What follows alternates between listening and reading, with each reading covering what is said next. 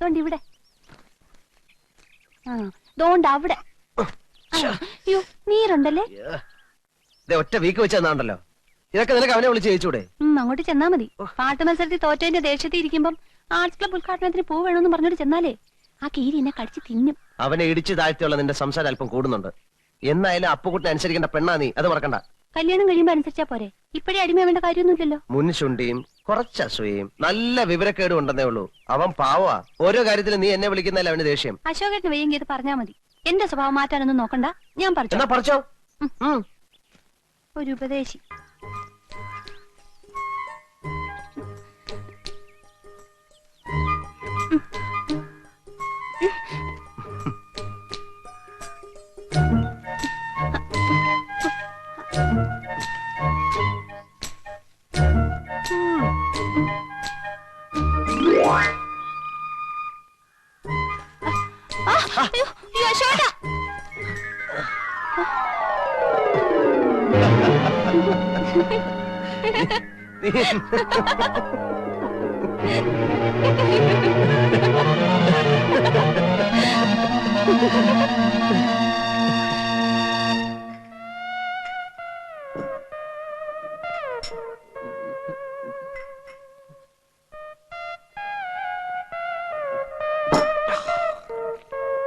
അപ്പുകൂട്ടാ, ഇതങ്ങനെ വിട്ടുകൊടുക്കാവുന്ന കാര്യമല്ല.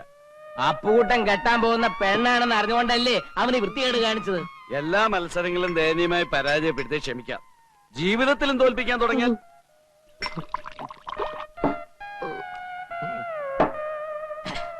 അപ്പുകുട്ടന്റെ ജീവിതം തൊലച്ചിട്ടേ നേപ്പാളിലോട്ട് കടക്കാനുള്ള പ്ലാനാ. അവിടെ ഉണ്ടല്ലോ ഒരു മുറപ്പെണ്ണ്. ഇല്ല, അവൻ പോകില്ല.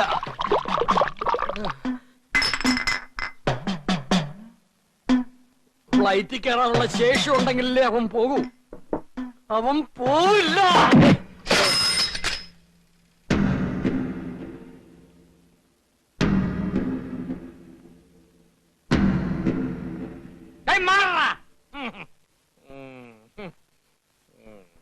എടാ അപ്പുകൂടെ, നീ എന്ത് പിടിച്ചില്ലേ? നീ എന്നെ ഒതുക്കിയിട്ട് നാട് വിടാൻ തീരുമാനിച്ചു അല്ലേ? പോകുന്നതിന് മുമ്പ് നിനക്ക് എന്റെ വകയായിട്ടൊരു ചെറിയ പാരിതോഷികം തരാം. സൈക്കിൾ പോടാ ശില്പ. അടിച്ചവന് 2 കാലുകൾ ഓടിക്കണം. പിന്നെ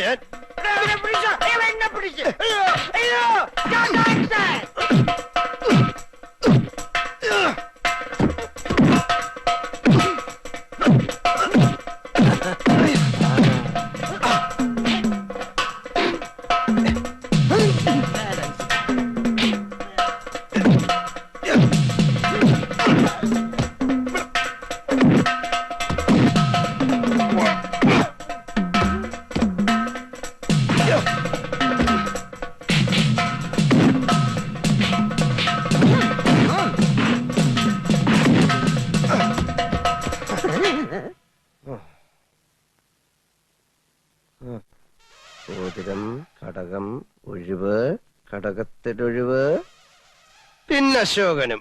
അതവളുടെ വെറും നമ്പറാ. കാശ് വാങ്ങിച്ചിട്ടുള്ള പണി.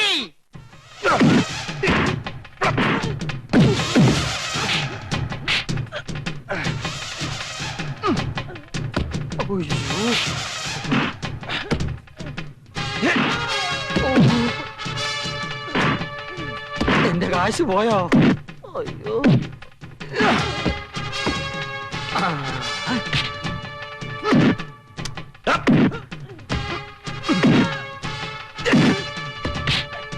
അയ്യോ,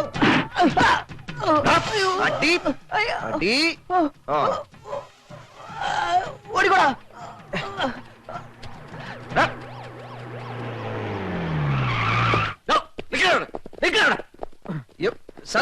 ഞാനല്ല, അവരെ എന്നെ അടിച്ചത്. അത് അവിടെ ചെന്ന് തീരുമാനിക്കാം. അല്ല, അവിടെ ചെന്നിട്ട് തീരുമാനിക്കാം.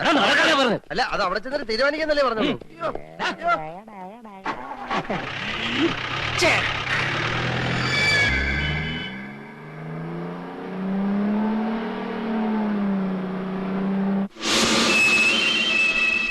Rimboche timro hath bata jugnaw.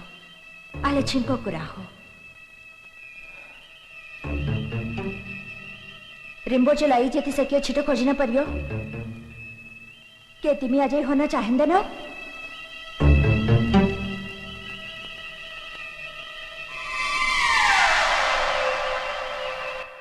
के मिले काम करने सच्चो।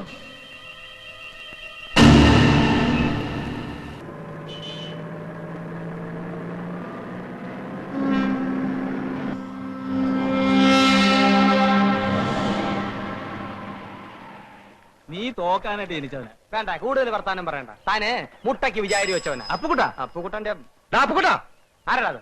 അയ്യോ അവിടെ നിൽക്കാ, നീ അങ്ങോട്ടാ. ഞാൻ ഇപ്പൊ വരാം, ഒരു അർജന്റ് കാര്യമുണ്ട്. എടാ അപ്പുകുട്ടാ, ദേ, ദേ.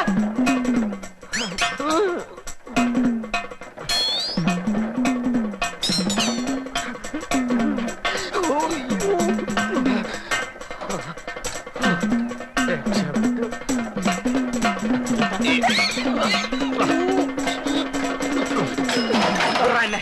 വിടാ. എടാ, വിടാൻ. ജീവനി കൊതിയുണ്ട് എന്നെ വിടാ. നീ എന്തിനാ ഓടിയത്? നീ എന്തിനാ എന്നെ ഓടിച്ചേ? എടാ ഞാൻ യാത്ര പറയാൻ വിളിച്ചതല്ലേ. ആഹാ, അത് ശരി. നമ്മൾ രണ്ടുപേരും കൂടെ ഒരു സ്ഥലത്ത് നിൽക്കുന്നതാണല്ലോ പ്രശ്നം. അതുകൊണ്ട് ഞാൻ പോയേക്കാം.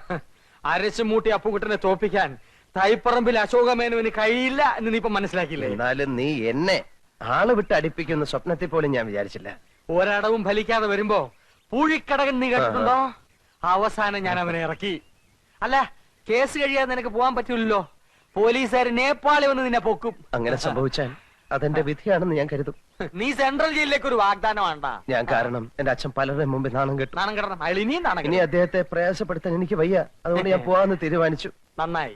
അടുത്ത ആഴ്ച ഞാൻ പോകും. ആ പൊക്കോ. അതിനു മുമ്പ് നിന്നെ കണ്ട് യാത്ര പറയാൻ പറ്റില്ല. വേണ്ട. അതുകൊണ്ടാ ആ. നിന്നെ ഇപ്പൊ കണ്ട് യാത്ര ചോദിക്കാന്ന് വെച്ചത്. ആ വാ. ഞാൻ പൊക്കോ. പോകാം. അയ്യോ, പൊക്കോ, പൊക്കോ, പൊക്കോ, പൊക്കോ. അയ്യോ, അയ്യോ. അരശമ്മൂട്ടിൽ അപ്പുക്കുട്ടൻ ഈ മലമൂട്ടി കടന്ന് ദമയന്തിയായിട്ട് ഷൈൻ ചെയ്യും.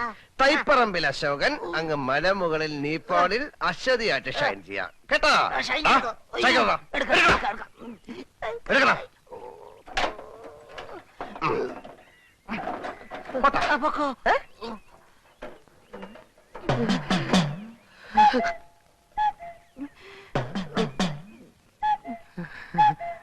ഞാൻ നേപ്പാളിൽ നിന്ന് വരുമ്പോ നിനക്ക് എന്താ കൊണ്ടുവരേണ്ടത്?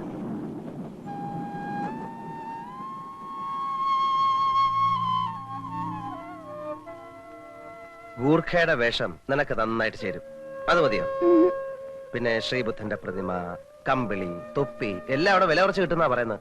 എനിക്കൊന്നും വേണ്ട. അശോകേട്ടൻ പെട്ടെന്ന് ഇങ്ങ് വന്നാ മതി. നീ ഇത് വെച്ചോ.